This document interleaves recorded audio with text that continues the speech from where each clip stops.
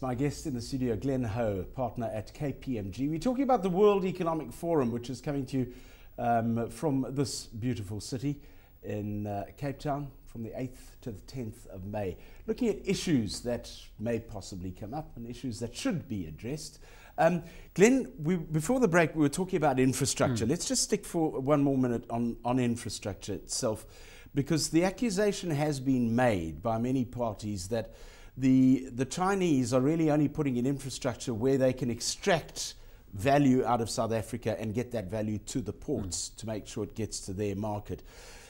Is that a fair accusation of where the Chinese stand, or are there other areas where they are assisting in infrastructure in this continent? I think there are other areas, building of schools, hospitals and those, and I think if you look at the history, the Tazara Railway was built in the 1970s, the late 70s or 60s, and I mean that was really to assist them where they didn't have any real economic motive to do that. So I think it's a little bit more to it than that. Obviously, I think if Africa is trading currently a lot in extractive minerals, then that's where the infrastructure is going to go, because some of the minerals have to actually leave the country for foreign exchange and those purposes. So if you didn't have that infrastructure, then you wouldn't actually be able to trade in any case. I was speaking, interestingly enough, a few shows back to Dirk Kotze from Beijing Axis and also Michael Jones, who is South African, who's lived in Beijing for 13 years, and he's formed a company called Create Africa, and they promote African product in China. And both of them were saying that we tend to be a bit harsh on, or we tend to always question the motives of what the Chinese are doing in our African economy, and sometimes we're a bit harsh about that. We should actually step back and go, let's see what we can get out of this. But Africa needs to start also dictating, because it's not just China anymore. Europe's wanting in, so's America. Everyone actually wants a slice of our action. Absolutely. You've got Brazil, you've got India, Russia, everyone's seeing Africa as the so-called next frontier. And I think your point's very, very valid, that Africa needs to know, whoever they deal with, what you actually want from that relationship. Obviously, China knows what they want. So you've got to know what you want as well, and not rely on them to think what you'd like or want. Let's now look at the third option. We've spoken about accelerating economic diversification. We've looked at boosting the strategic infrastructure, unlocking Africa's talent. High youth unemployment, rising inequality. How do we address that? Because in my mind, we're wasting huge amounts of talent on this continent.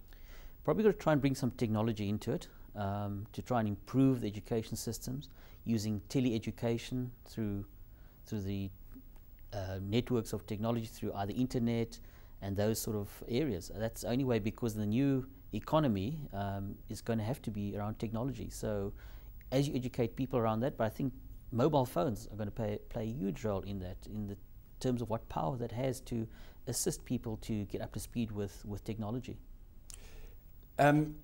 Speaking of youth, have we not missed the boat? And I can't speak knowledgeably about the rest of Africa, but I do know in South Africa, ever since the sort of technical colleges were closed down, we seem to have missed the boat there, because we're not getting the level of your artisans coming through, which is where your employment is created.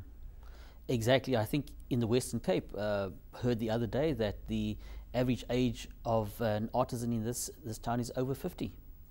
Wow. Okay. So that's an indicator. Correct. But I think also an opportunity. Yes. For people to train up as artisans. Well, plumbing. You look at South Africa as an example. How many of South Africa's artisans are now working overseas and earning a very good salary? Correct. Because it's a highly transportable skill Yeah. that you have. Correct. It was also very interesting, talking about transportable skills.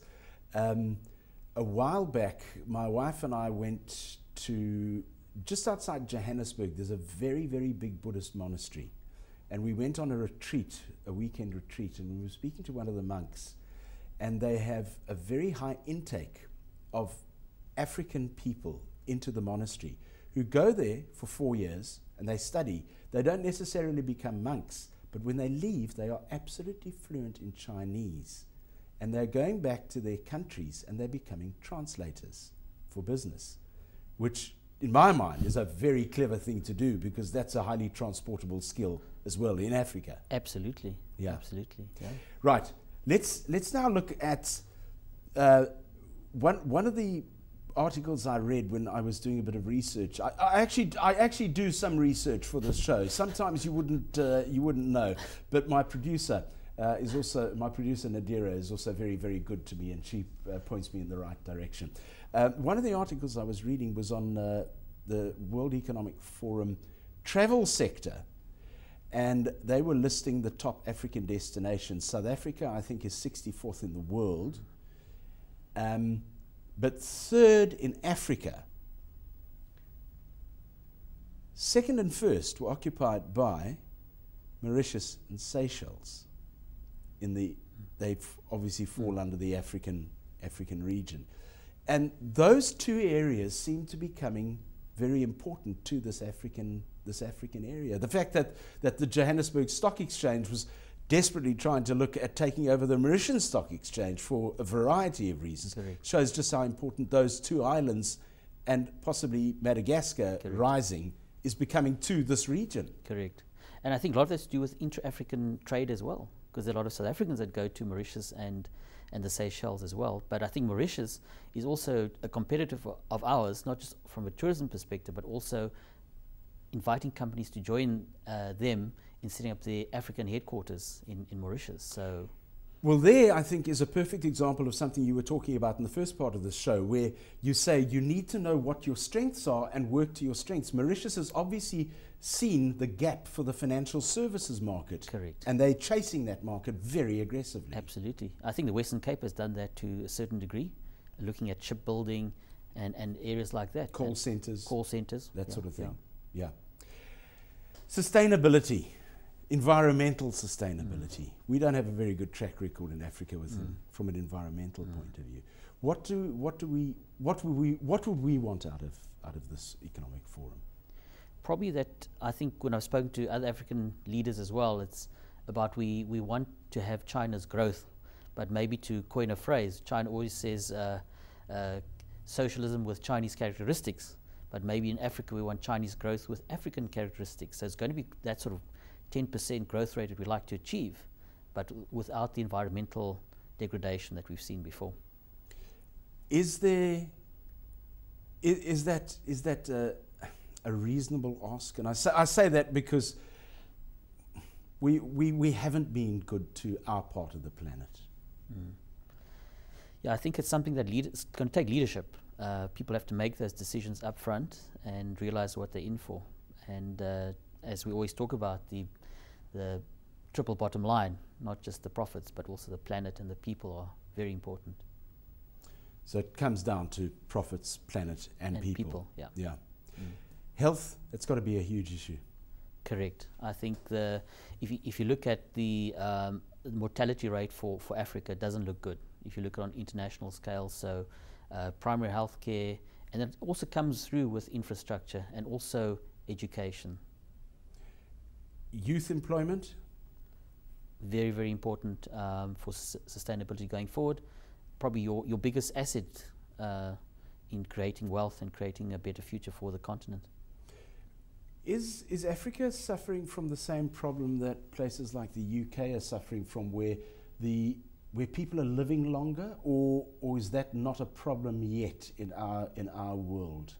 It probably depends. I think certain areas probably is becoming, but I don't think it's an issue yet, just yet. Yeah. Because that's becoming a huge issue in Europe and specifically the UK. Correct. Financial systems. Once again, I suppose it's the same as the infrastructure story. We have to start working together on these because they are so diverse. Yes. But South Africa's got such good skills, such good systems, that we could play a pivotal role on the continent on assisting them with that. Yeah, it was. I remember when the whole crisis hit the States and Europe. I think it was Canada and South Africa whose banking systems survived because of the regulation in those systems. Correct. So we certainly have that ability to transport into Africa, where you've got some countries. I know Kenya has got a very high percentage of unbanked population. Banking takes place via cell phone transactions. Yes. But I think that's probably one of the modes going forward as well.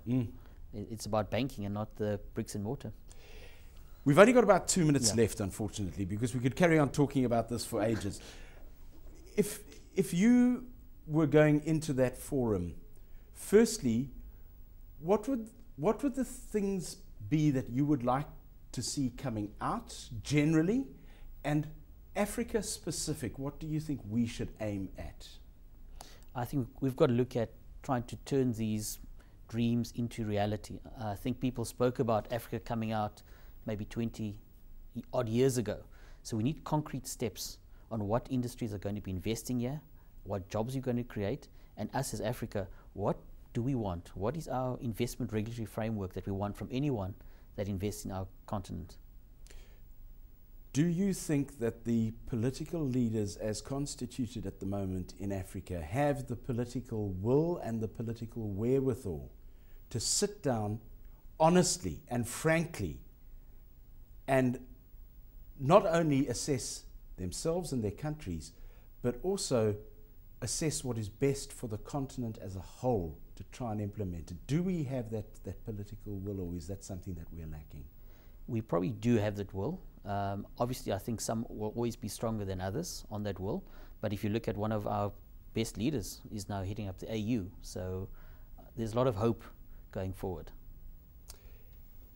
If we look at the World Economic Forum within the AU, how much clout does it have? I think it's influential in terms of business leaders as well. So with big business, and I think for them they'll be driving profits and where the best opportunities lie. And I think without a doubt it's going to be in Africa. So I think the political leaders just need to make sure that they know what they want in their countries. And finally, last question. How much influence does big business have on the World Economic Forum? I think it is a big business type of forum. It was set up by them to discuss key issues, but also to influence the agendas of different countries and businesses. As I said, we could carry on for ages talking about it, but thank you very much for your time, Glenn. I really appreciate it. Thank you, Jeremy. Glen Ho.